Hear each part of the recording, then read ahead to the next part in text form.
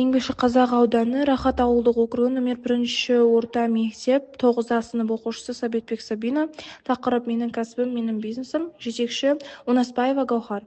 Бизнес-жоспар: туя өсіру және сату. Туя сәндік өсімдік, ол ландшафт дизайнында кеңінен қолданылады. Жоба мақсаты: сәндік туя өсіру. Ландшафт дизайнында кеңінен қолданылатын өсімдіктер өсіру, жергілікті нарыққа сату, жеке үйлер, бақшалар, құрылыс компанияларына сату, экологияға үлес қосу, қаланы көгалдандыру мен ауаны тазартуға көмектесу. Жасалу процесіне келетін болсақ, тұқым даярлау. Тұқымдарды 24 сағат суға жібіту, дайындалған тұқымдарды топыраққа отырғызу, күтім, тұрақты суару, жарық пен температураны бақылау.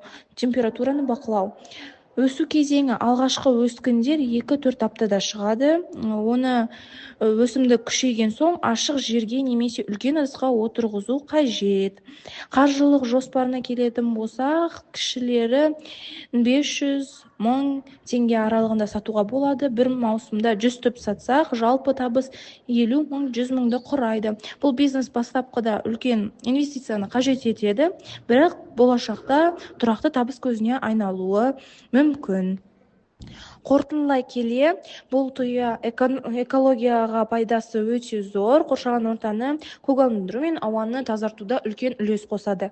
Тұрақты табыс көзіне айналдыруға болады. Бизнес ретінде жақсы бір жұмыстардың бірі. Даму мүмкіндігі: нарық кеңейген сайын бизнесті ұлғайту перспективасы.